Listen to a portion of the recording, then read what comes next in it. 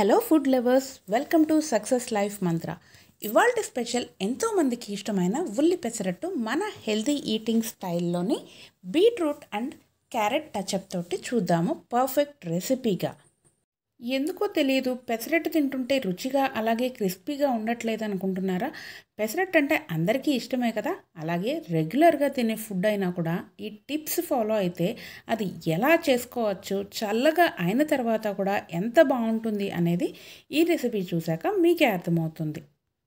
ఈ పెసల్లో చాలా types of vitamins like sodium, potassium, magnesium, sulphur ఇలా చాలా టైప్స్ ఆఫ్ విటమిన్స్ అలాగే ప్రోటీన్ లెవెల్స్ చాలా రిచ్గా ఉండడం వల్ల దీన్ని తీసుకుంటే మన డైజెస్టివ్ సిస్టమ్ కూడా చాలా బ్యాలెన్స్డ్గా ఉంటుంది. అలాగే మనలో ఉన్న చెడు కొలెస్ట్రాల్ అంతా చాలా ఈజీగా బయటికి పంపించేయడానికి ఇది ఉపయోగపడుతుంది.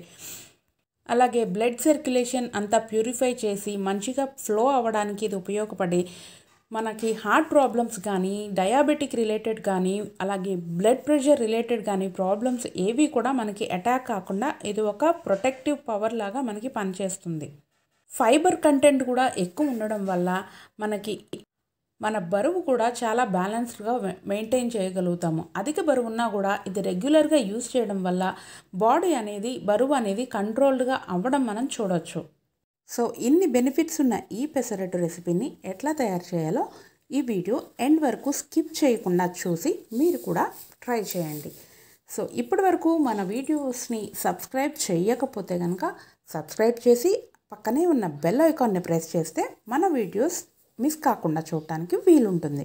ముందుగా బీట్రూట్, క్యారెట్, కొత్తిమీర, ఆనియన్స్ చిన్న చిన్న స్లైసెస్గా చేసుకొని ఒక పక్కన ఉంచుకోవాలి.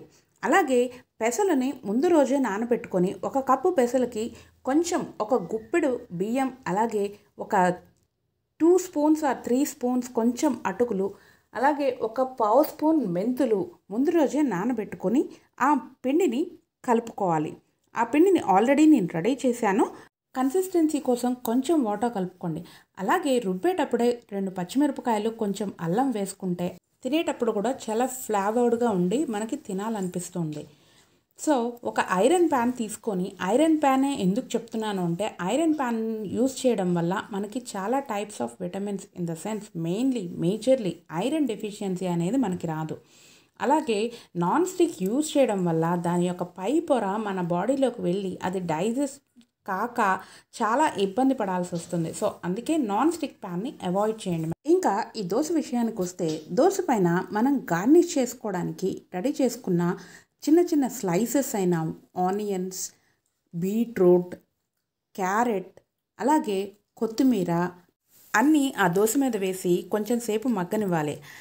యాక్చువల్గా ఈ పెసరట్టు రుబ్బేటప్పుడు మనం గ్రైండర్ని రుబ్బడానికి ప్రిఫర్ చేస్తే ఆ పిండి అనేది చాలా బాగుంటుంది. అలాగే అది నురగొచ్చే వరకు బాగా రుబ్బితే కనుక మనకి దోశ వేసేటప్పుడు కంఫర్టబుల్గా ఉంటుంది. అలాగే తీసిన అది ఆ పొర ఆటోమేటిక్గా లేసిపోతుంది. అలాగే ఆయిల్ కూడా మనం ఎక్కువ యూజ్ చేయాలి. పెసరట్టు ఎక్కువ పీల్చుకుంటుంది ఆయిల్. సో ఆయిల్ అనేది ఎక్కువ యూజ్ చేస్తే చాలా బాగుంటుంది. మొత్తం అదంతా కవర్ చేసి మనం తింటున్నప్పుడు కూడా ఆ ఫ్లేవర్ అనేది నోటుకు తగులుతూ ఉంటుంది ఆయిల్ యూజ్ చేయడం వల్ల కొంచెం ఎక్కువ. సో ఇలా ఒక మూత పెట్టేసి దానిని మగ్గనిచ్చి ఒక 2 మినిట్స్ అలా వదిలేసి దాన్ని ఓపెన్ చేసి డైరెక్ట్గా సర్వింగ్ ప్లేట్లోకి మనం తీసుకోవచ్చు. మనం ఐరన్ ప్యాన్ యూజ్ చేసినప్పుడు దానికి ఆయిల్ రాసి అలాగే దానికి కొంచెం ఆనియన్ కూడా మనం రుద్దాలి. ఆనియన్ రుద్దడం వల్ల మన దోశ ఏదైనా కానీ పెసరట్టు అవనివ్వండి, మినపట్టు అవనివ్వండి, ఏదైనా కూడా అది పొరకు అంటుకోకుండా ఈజీగా వచ్చేస్తుంది. సో గార్నిష్ ప్లేట్లోకి మనం సర్వ్ చేసేసేసి సర్వింగ్ ప్లేట్లోకి తీసుకొని యమ్మీగా అల్లం చట్నీతోటి దాన్ని సర్వ్ చేసుకుని ఎంజాయ్ చేసేస్తే పెసరట్టు ఆహా ఏమి రుచి అనే విధంగా మనకి తయారైపోతుంది. ఇంత యమ్మీగా టేస్టీగా ఉండే పెసరట్టు, కలర్ఫుల్గా అలాగే లైవ్లీగా కనబడుతున్న ఈ పెసరట్టు మీ ఇంట్లో కూడా ఒకసారి ట్రై చేయండి. ఇలాంటి మరిన్ని హెల్తీ రెసిపీస్ కోసం మన ఛానల్ని సబ్స్క్రైబ్ చేయండి. పక్కనున్న బెల్ ఐకాన్ని ప్రెస్ చేయడం మర్చిపోకండి. అలాగే ఫర్దర్ సపోర్ట్ కోసము లైక్ చేయండి, షేర్ చేయండి, అలాగే కామెంట్ చేయండి. Thank you so much. Yours Geetha. జై జవాన్, జై కిసాన్ అండ్ జై హింద్.